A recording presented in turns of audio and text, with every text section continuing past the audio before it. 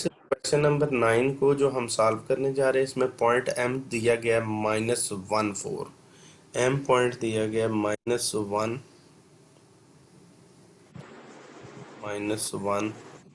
-4. This is point m. Second point n is -5 3, -5 3. This is our point n, -5 3. p is equal to 1 -3, 1 -3. ये p point हो गया -1 3. q हो गया 5 -2, 5 2 2, ये 5 और -2, 5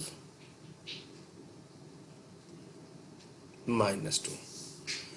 इसकी तो शक्ल देख के ही मतलब ये सारी डायग्राम है, पॉइंट ज़रा देख लें, -1 4 और -5 3 और 1 3. अगर इसे हम इसकी रेक्टेंगल बानी जाए,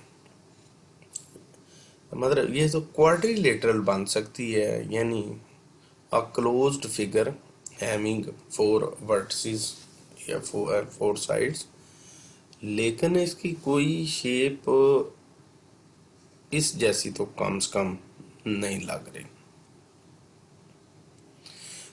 हम इसकी चारों साइड्स को कैलकुलेट कर लेते हैं और 4 साइड्स कैलकुलेट करते हैं. वो डायग्राम भी शो कर रही है कि इक्वल तो उन्होंने कोई नहीं आना.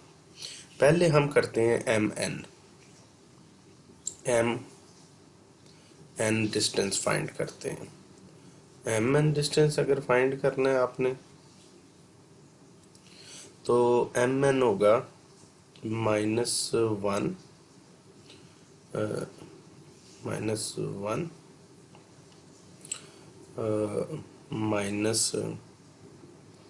-5,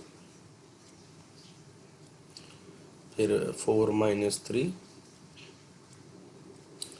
और उसका पहले वाले का आ जाएगा -1 +5 4 स्क्वायर और दूसरा आ जाएगा 1 स्क्वायर. तो अल्टीमेटली ये आ गया 4 4 16 +1 17 under root. Okay. M N के बाद M P.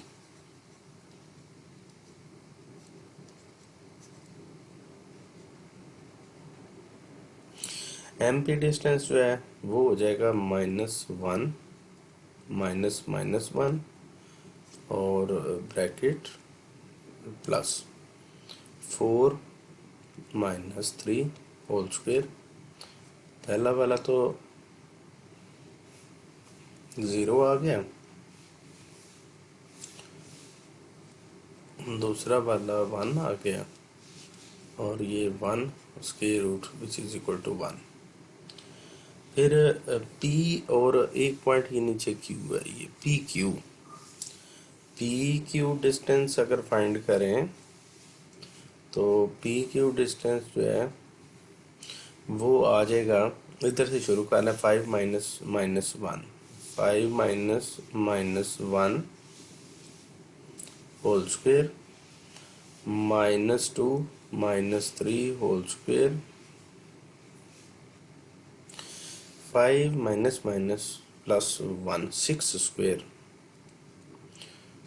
+-5 square 36 +25 that is equal to 61 square root. और एक डिस्टेंस रह गया एन पी डिस्टेंस कैलकुलेट करना है. एन पी डिस्टेंस कैलकुलेट करने के लिए 5 -5 whole square -2 -3 whole square, 5 minus 5 5 minus minus plus 10 square, और -5 whole square और square root 100 प्लस 25, ये आ गया 125। इसके मज़ीद पेयर्स बनाए तो 5 इंटू √5 आ गया। यहाँ पे ये तो सीधा सीधा आ गया। S mn distance is not equal to mp distance is not equal to pq distance is not equal to np distance. So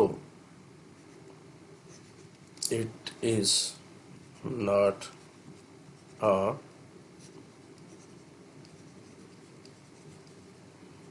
parallelogram.